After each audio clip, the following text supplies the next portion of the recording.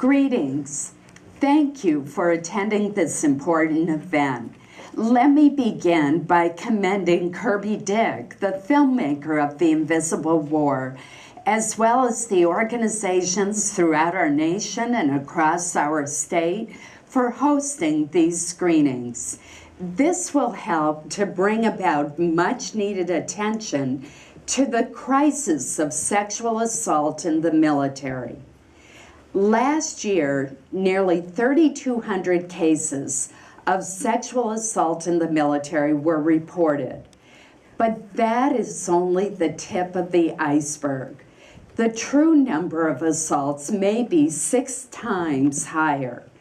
And while 40% of sexual assault cases in civilian life are prosecuted, the number prosecuted in the military is an unbelievably low 8%.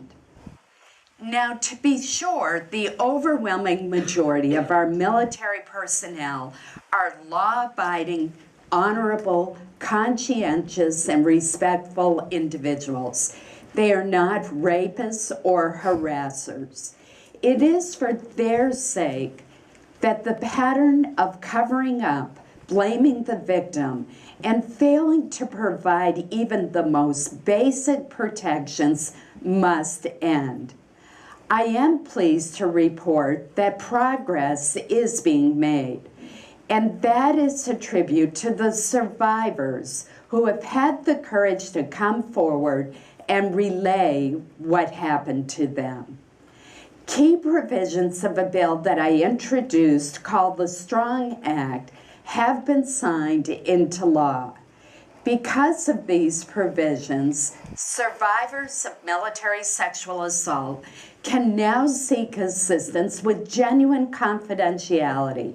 They are guaranteed access to an attorney, and they can request expedited consideration to be transferred far away from the location of their assailant.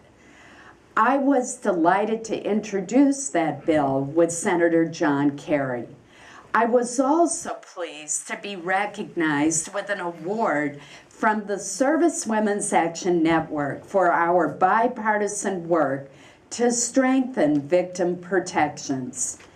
At that award ceremony, I had the opportunity to meet 2 brave women from Maine who serve as a powerful reminder of what is at stake.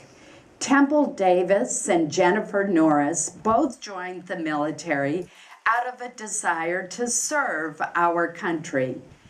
But both were victims of sexual assault and harassment, and both sought justice.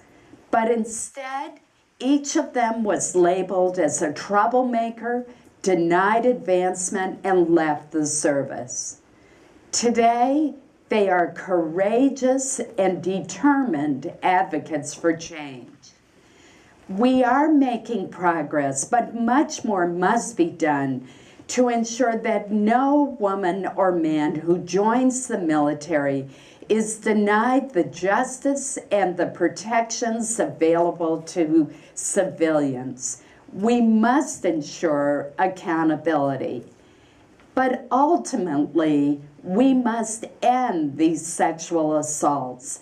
The military's policy of zero tolerance for sexual harassment and assault must become a culture of zero tolerance that prevents these crimes from occurring in the first place.